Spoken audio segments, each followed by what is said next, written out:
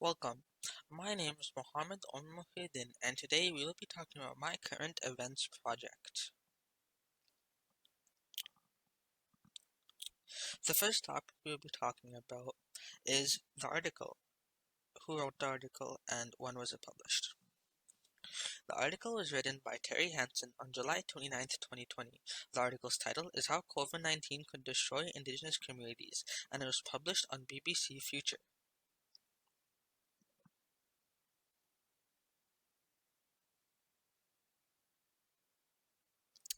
The second topic we'll be discussing about in this presentation is a summary of the article.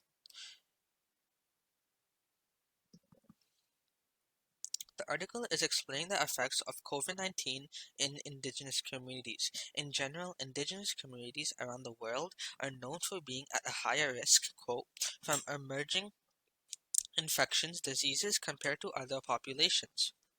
A very good example of this is the H1N1 pandemic, which occurred in Canada during the late 2000s. During this pandemic, the indigenous communities make up 16% of the population of patients admitted in the hospitals, despite only making up 3.4% of Canada's population. Modern pandemics are no different. Today's ongoing pandemic, COVID-19, shows similar results. In the United States, 1 in every 2,300 indigenous people are passing away, while only 1 in 3,600 white Americans are passing away, making the indigenous communities the second most risked ethnicity in the United States after African Americans. The indigenous communities are not more susceptible to contract COVID-19 for no reason. There is a logical reason, and that is that many indigenous communities do not have the proper facilities and healthcare in order to stay safe from the infection. Talu Corpuz says, "We have fewer hospitals, doctors, ventilators, everything necessary to survive the crisis. Indigenous people also have a higher rate of pre-existing conditions and poorer nutrition that leave us more susceptible." This is still not stopping the indigenous community from trying to protect themselves. Many indigenous communities are making their own personal protection equipment, face masks to protect themselves, and they're also providing hand sanitizers to many people. They are also educating their community of COVID-19 via information sheets and pamphlets. The indigenous people are also choosing to self-isolate themselves and their family, and this is achieved through traveling deep into the forest, and results have shown that it is decreasing the death rate, and in fact, no more deaths have been reported since self isolation was put into effect. The fourth topic, which will be talked upon in this presentation, is why is this article newsworthy and who is being affected in this article.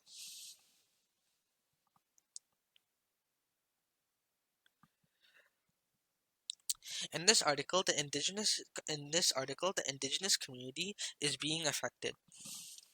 The indigenous community is being affected due to how before the pandemic the indigenous communities depended on tourism and tourists in order to sustain the community and families living in that community. Since COVID-19 came, tourism has not been very widespread due to how quarantine and many other self-isolation techniques have been put into place and are being enforced upon many people. And if you leave and if you and planes aren't what's it called planes planes aren't running as much as before COVID-19. This has dramatically affected indigenous communities due to how they don't have a source of income anymore in order to support themselves, their community, and their family. This article is newsworthy because many people, including myself, were not aware of the negative impact of COVID-19 on indigenous communities, and it is important we help the communities. In order to help these communities, we first need to know what is wrong and what we can do to help. And this article helps us understand that, thus making this article newsworthy due to the fact that it is educating people and also educating us on how to help others. The fourth topic which is being brought upon in this presentation is which perspective is this article which perspective is this article written on, and what tensions can be seen in the article. The article is written primarily based on the perspective of the author and the indigenous people slash communities due to how the article provides information and proof from both sides, such as the article contains quotes from indigenous communities and also contains prior information present from the author of the article.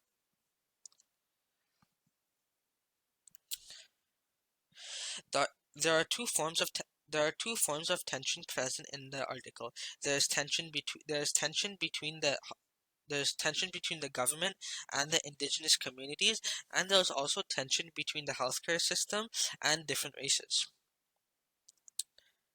Tension can be seen between the government and the indigenous community due to how the government is giving funds in order to purchase personal protection equipment, face masks, and hand sanitizers to multiple different small businesses, offices, malls, and etc.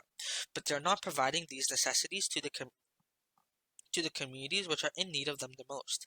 In another source, it states, quote, as the COVID-19 pandemic unfolded, the Canadian government waited until Indigenous leaders expressed persistent and extreme concern for their people before providing dedicated funding, end quote. Another example of tension which can be seen is the tension between the healthcare system and African and Indigenous communities. This can be seen in many different reports of Indigenous patients receiving disrespectful treatment and inadequate treatment. This is the main reason as to why many Indigenous people tend to not like going to the healthcare system. In some cases, the results of the discrimination can cause harmful effects, and sometimes these results can also be fatal.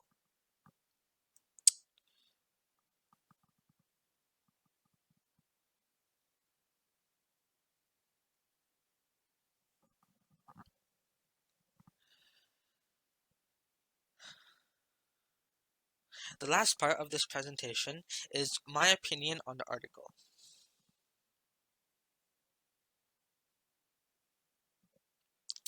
My opinion on the article is that this concern and issue is true, and it is actually very detrimental for indigenous communities. As stated in the article, COVID-19 is having many negative effects on the indigenous people, such as no source of income, higher death rates. On top of that, indigenous people are not being provided with the proper personal protection equipment which they need. One one thing which I do agree with in the article is the stress of losing indigenous culture due to the fact that many older indigenous people are passing away because of COVID-19. It is true that culture is passed down through generations and that the older generation teach their young, thus passing down the traditions and culture.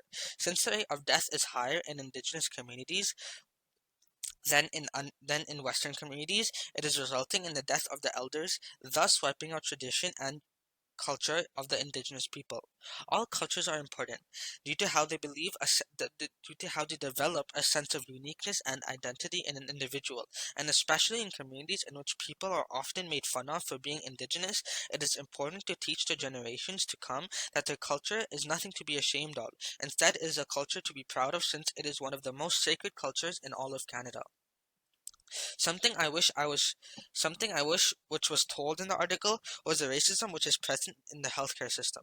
Due to how even though the indigenous communities and the African Americans both live in the same country as many as white Americans, and how they both have the same healthcare system as white Americans, one they are African Americans and indigenous Americans have a higher death rate than white Americans. And I believe this is mainly due to racism. As stated before, African Americans and Indigenous Americans are the two top ethnicities in the United States which are at risk from COVID-19. This makes me wonder, due to the fact that white Americans are the leading ethnicity in America, yet they are not at a risk. I believe that this is mainly due to racism which is present in the healthcare system in America, segregating between white Americans and Indigenous and African Americans.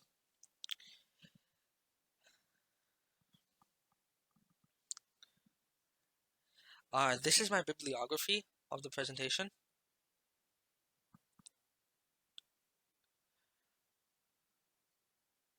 I'm just going to skip through this. And thank you for listening to my presentation.